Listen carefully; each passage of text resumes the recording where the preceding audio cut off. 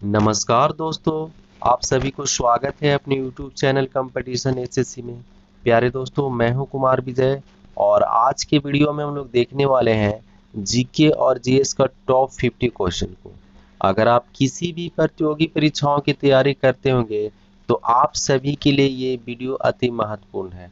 तो साथियों, वीडियो को शुरू से अंत तक देखिएगा और लास्ट में कमेंट भी करके बताइएगा कि आप सभी को कितना प्रश्न याद है। तो आइए वीडियो को स्टार्ट करते हैं और देखते हैं पहले प्रश्न को।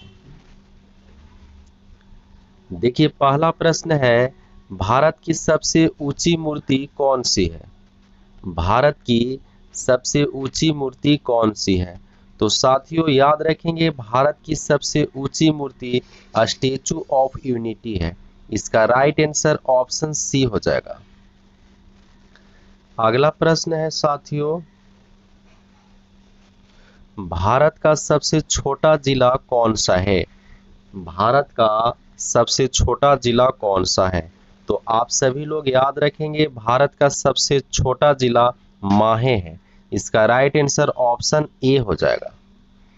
अगला प्रश्न है, भारत की सबसे गहरी नदी कौन सी है? भारत की सबसे गहरी नदी कौन सी है? तो भारत की सबसे गहरी नदी गंगा नदी है। इसका राइट आंसर ऑप्शन ए हो जाएगा। अगला प्रश्न है, महात्मा गांधी जी का जन्म कब हुआ था? महात्मा गांधी जी का जन्म कब हुआ था? तो याद रखेंगे, महात्मा गांधी जी का जन्म 1869 ईस्वी में हुआ था। इसका राइट आंसर ऑप्शन बी हो जाएगा। अगला प्रश्न है, पृथ्वी पर जल की मात्रा कितनी प्रतिशत है? पृथ्वी पर जल की मात्रा कितनी प्रतिशत है? तो पृथ्वी पर जल की मात्रा 71% है। इसका राइट आंसर ऑप्शन सी हो जाएगा। अगला प्रश्न है साथियों, फतेहपुर सीकरी किस राज्य में है? फतेहपुर सीकरी किस राज्य में है? तो आप सभी लोग याद रखेंगे, फतेहपुर सीकरी जो है उत्तर प्रदेश राज्य में है। इसका राइट आंसर ऑप्शन डी हो जाएगा। अगला प्रश्न है, गौतम बुद्ध का वास्तविक नाम क्या था? गौतम बुद्ध का वास्तविक नाम क्या था? तो गौतम बुद्ध का वास्तविक नाम सिद्धार्थ था। इसका राइट आंसर ऑप्शन सी हो जाएगा। अगला प्रश्न है, मुगल काल की राजभाषा कौन सी थी? मुगल काल की राजभाषा कौन सी थी? तो याद रखेंगे, मुगल काल की जो राजभाषा जो थी फारसी थी। इसका राइट आंसर ऑप्शन डी हो जाएगा। अगला प्रश्न है, राज्यसभा का सभापति कौन होता है? राज्यसभा का सभापति कौन होता है? तो राज्यसभा का सभापति उपराष्ट्रपति होता है। इसका राइट आंसर ऑप्शन डी हो जाएगा। अगला प्रश्न है, खालसा पंथ की स्थापना किसने की? खालसा पंथ की स्थापना किसने की? तो याद रखिएगा, खालसा पंथ की स्थापना जो है गुरु गोविंद सिंह ने की थी। इसका राइट आंसर ऑप्शन डी हो जाएगा। सम्राट अशोक किसके उत्तराधिकारी थे? सम्राट अशोक किसके उत्तराधिकारी थे? तो याद रखिएगा, बिंदुसार के उत्तराधिकारी थे। इसका राइट आंसर ऑप्शन सी हो जाएगा। अगला प्रश्न है, महात्मा गांधी जी को अधनंगा फकीर किसने कहा? महात्मा गांधी जी को अधनंगा फकीर किसने कहा? तो महात्मा गांधी जी को अधनंगा फकीर चर्चिल ने कहा। इसका राइट आंसर ऑप्शन बी हो जाएगा। अगला प्रश्न है, निम्न में से कौन संत महाराष्ट्र थे? निम्न में से कौन संत महाराष्ट्र थे? तो तुकाराम जो है वो संत महाराष्ट्र है। इसका राइट आंसर ऑप्शन बी हो जाएगा। अगला प्रश्न है, किसने कहा था दिल्ली अभी दूर है? किसने कहा था दिल्ली अभी दूर है? निजामुद्दीन औलिया ने कहा था। इसका राइट आंसर ऑप्शन बी हो जाएगा। अगला प्रश्न है, ईसा मसीह का जन्म कहाँ हुआ था? ईसा मसीह का जन्म कहाँ हुआ था?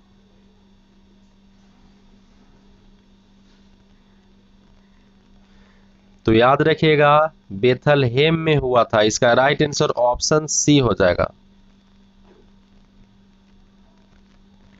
अगला प्रश्न है शास्त्रीय संगीत कहाँ से लिखा गया है? शास्त्रीय संगीत कहाँ से लिखा गया है? तो शास्त्रीय संगीत सामवेद से लिखा गया है। इसका राइट आंसर ऑप्शन बी हो जाएगा। अगला प्रश्न है मुखौटा नृत्य का संबंध किस नृत्य शैली से है? मुखौटा नृत्य का संबंध किस नृत्य शैली से है? तो याद रखिएगा साथियों कथकली से है। इसका राइट आंसर ऑप्शन सी हो जाएगा। अगला प्रश्न है जियो और जीने दो किसने कहा था? जियो और जीने दो किसने कहा था? तो जियो और जीने दो महावीर स्वामी ने कहा था। इसका राइट आंसर ऑप्शन ए हो जाएगा। अगला प्रश्न है भारत में किस स्थान पर सबसे कम वर्षा होती है? भारत में किस स्थान पे सबसे कम वर्षा होती है?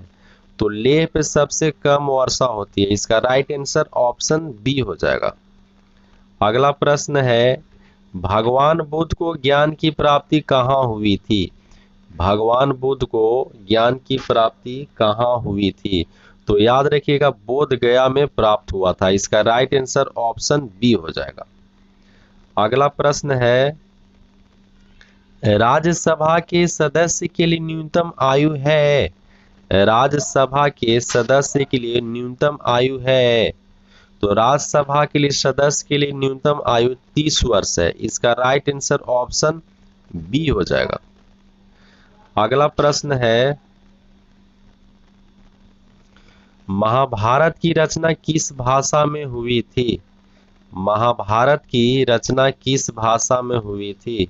तो महाभारत की रचना संस्कृत भाषा में हुई थी। इसका राइट आंसर ऑप्शन ए हो जाएगा। अगला प्रश्न है गुप्त समाज की स्थापना किसने की थी? गुप्त समाज की स्थापना किसने की थी? तो गुप्त समाज की स्थापना श्री गुप्त ने की थी। इसका राइट आंसर ऑप्शन बी हो जाएगा। अगला प्रश्न है अंगूर की खेती को क्या कहा जाता है? अंगूर की खेती को क्या कहा जाता है? तो अंगूर की खेती को विटिकल्चर कहा जाता है। इसका राइट आंसर ऑप्शन ए हो जाएगा। अगला प्रश्न है वेनेजुएला के घास के मैदान को क्या कहा जाता है? वेनेजुएला के घास के मैदान को क्या कहा जाता है? तो याद रखिएगा लानोज कहा जाता है। इसका राइट आंसर ऑप्शन सी हो जाएगा। अगला प्रश्न है फूलों की घाटी किस राज्य में स्थित है? फूलों की घाटी किस राज्य में स्थित है? तो याद रखिएगा उत्तराखंड में स्थित है। इसका राइट आंसर ऑप्शन ए हो जाएगा। हवा में किस गैस की मात्रा सर्वाधिक होती है? हवा में किस गैस की मात्रा सर्वाधिक होती है? तो नाइट्रोजन गैस की मात्रा सर्वाधिक होती है। इसका राइट आंसर ऑप्शन सी हो जाएगा। अगला प्रश्न है स्वामी विवेकानंद जी का मूल नाम क्या था? स्वामी विवेकानंद जी का मूल नाम क्या था? तो स्वामी विवेकानंद जी का मूल नाम नरेंद्र नाथ दत्त था। इसका राइट आंसर ऑप्शन बी हो जाएगा। अगला प्रश्न है पंजाब केसरी के नाम से किसे जाना जाता है? पंजाब केसरी के नाम से किसे जाना जाता है? तो पंजाब केसरी के नाम से लाला लाजपत राय को जाना जाता है। इसका राइट आंसर ऑप्शन डी हो जाएगा। अगला प्रश्न है भारत में सबसे ज्यादा वन क्षेत्र किस राज्य में है? भारत में सबसे ज्यादा वन क्षेत्र किस राज्य में है?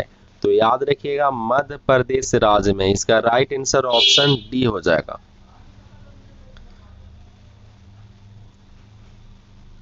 अगला प्रश्न है क्षेत्रफल की दृष्टि से भारत का विश्व में कौन सा स्थान है? क्षेत्रफल की दृष्टि से भारत का विश्व में कौन सा स्थान है? तो याद रखिएगा 7वां स्थान है। इसका राइट आंसर ऑप्शन डी हो जाएगा। अगला प्रश्न है निम्नलिखित में से कौन सा भारत का सर्वोत्तम सम्मान है? निम्नलिखित में से कौन सा भारत का सर्वोत्तम सम्मान है? तो भारत रत्न है। इसका राइट आंसर ऑप्शन बी हो जाएगा। अगला प्रश्न है, महात्मा गांधी जी को सबसे पहले राष्ट्रपिता किसने कहा था? महात्मा गांधी जी को सबसे पहले राष्ट्रपिता किसने कहा था?